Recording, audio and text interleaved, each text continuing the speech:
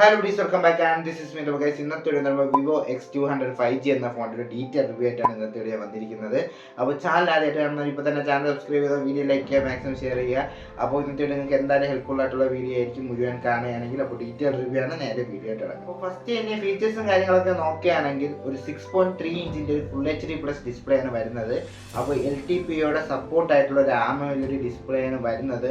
അപ്പോൾ നമുക്ക് ഒരു 1 ഹെഡ്സിൻ്റെ ഇടയ്ക്ക് 1 ഹെഡ്സ് തൊട്ട് നമുക്കൊരു 120 ഹെഡ്സിൻ്റെ ഇടയ്ക്ക് വരെ നമുക്ക് റിഫ്രഷ് റേറ്റ് അഡ്ജസ്റ്റ് ചെയ്യാൻ സാധിക്കും. അങ്ങനെ ഒരു ഫീച്ചർ ഇത് വരുന്നുണ്ട്. അതേപോലെ തന്നെ പഞ്ച് ഡിസൈൻ ആണ്, അത് ടോപ്പ് സെൻട്രലായിട്ടായിരിക്കും വരുന്നത്. അതേപോലെ തന്നെ ഫ്ലാറ്റ് ഡിസ്പ്ലേ ആണ്, കർവ്ഡ് ആയിട്ടുള്ള ഡിസ്പ്ലേ ഒന്നും അല്ല. അപ്പോൾ ഇത്തി കൂടെ ക്യാരി ചെയ്തുകൊണ്ട് എടുക്കുമ്പോൾ നമുക്ക് ഇത്തി കൂടെ ഒരു സേഫ്റ്റി ആയിരിക്കും. കർവ്ഡ് ആണെങ്കിൽ പെട്ടെന്ന് തല വരുമ്പോൾ എഡ്ജ് പൊട്ടിക്കഴിഞ്ഞാൽ പിന്നെ പണിയാണ്, അറിയാമല്ലോ. അപ്പോൾ ഫ്ലാറ്റ് ഡിസ്പ്ലേ ആയിരിക്കും എന്തുകൊണ്ടും ബെറ്റർ. ആൻഡ് നെക്സ്റ്റ് വേറൊരു ഫീച്ചർ ആണെങ്കിൽ ഇൻ ഡിസ്പ്ലേ ഫിംഗർ പ്രിൻറ്റും കാര്യങ്ങളൊക്കെ വരുന്നുണ്ട്. സൈഡ് മൗണ്ടഡ് അല്ല, ഇൻ ഡിസ്പ്ലേക്കകത്താണ് വരുന്നത് ഫിംഗർ പ്രിൻറ്റ്. ആൻഡ് നെക്സ്റ്റ് ഇത്രയും ഒരു ഡിസ്പ്ലേ സ്പെക്ക് ഇത്രയാണ് നമുക്ക് അറിയാൻ കഴിഞ്ഞത്. ഇത്രയും ഒരു സ്പെക്ക് വെച്ച് നോക്കുമ്പോൾ ഓക്കെ സ്പെക്കാണ്. ഒരു ഡിസ്പ്ലേക്ക് വേണ്ട എല്ലാ കാര്യങ്ങളും കൊടുത്തിട്ടുണ്ട്. പ്രൊസസ്സർ നോക്കി കഴിഞ്ഞാൽ MediaTekന്റെ ഫ്ലാഗ്ഷിപ്പ് പ്രൊസസ്സറാണ് ഇതിൽ കൊണ്ടുവന്നിട്ടുള്ളത്. പുതിയതായിട്ട് വരാൻ പോകുന്ന 9400 MediaTek Dimensity 9400 എന്ന് പറയുന്ന ഒരു ചിപ്സെറ്റ് ആണ് ഈ ഒരു ഫോണിൻ്റെ ഉള്ളിൽ കൊടുത്തിരിക്കുന്നത്. അപ്പോൾ എന്തുകൊണ്ടൊരു നല്ലൊരു പെർഫോമൻസ് കാഴ്ചവെക്കേണ്ട ഒരു ചിപ്സെറ്റ് തന്നെയാണ്. പിന്നെ കുറച്ച് അഡീഷണൽ ഫീച്ചേഴ്സ് നോക്കി കഴിഞ്ഞാൽ 5G സപ്പോർട്ടാണ്. അതേപോലെ തന്നെ സ്റ്റീരിയോ സ്പീക്കേഴ്സ് വരുന്നുണ്ട്. മെമ്മറി കാർഡ് സ്ലോട്ട് വരുമെന്ന് ചോദിച്ചു കഴിഞ്ഞാൽ വരത്തില്ല.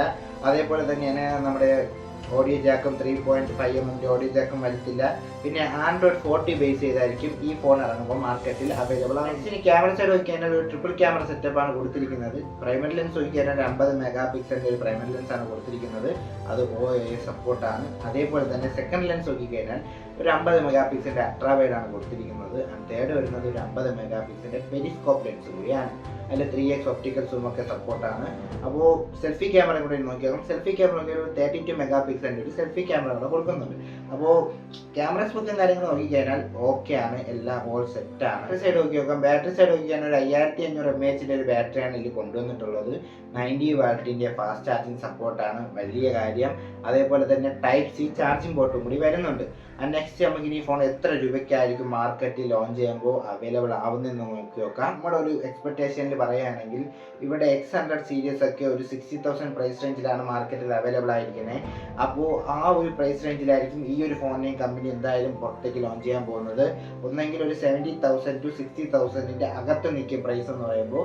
നമ്മുടെ എക്സ്പെക്ടേഷൻ ആണ് പറയുന്നത്. ചൈനയിൽ ഈ ഫോൺ ലോഞ്ച് ചെയ്യുന്നത്, അത് കഴിഞ്ഞിട്ടാണ് നമ്മുടെ ഇന്ത്യയിലേക്ക് ഈ ഫോൺ ലോഞ്ച് ചെയ്യാൻ പോകുന്നതെന്നാണ് അറിയാൻ സാധിച്ചത്. അപ്പോൾ ഈ ഫോൺ ഇറങ്ങുമ്പോൾ ഇതിൻ്റെ ഡീറ്റെയിൽ കാര്യങ്ങൾ അറിയാൻ വേണ്ടിയും അതേപോലെ തന്നെ ഇതേപോലത്തെ ലേറ്റസ്റ്റ് ആയിട്ടുള്ള ടെക് റിവ്യൂസിനും വേണ്ടി ഇപ്പോൾ തന്നെ എൻ്റെ ചാനൽ സബ്സ്ക്രൈബ് ചെയ്യുക, വീഡിയോ ലൈക്ക് ചെയ്യുക, മാക്സിമം ഷെയർ ചെയ്യുക എന്നുള്ളതാണ്. നല്ല കമൻറ്റ് ബോക്സിൽ കമൻ്റ് ആയിട്ട് അറിയിക്കുക. വേറെ ഒന്നും പറയില്ല. This is me Atul signing.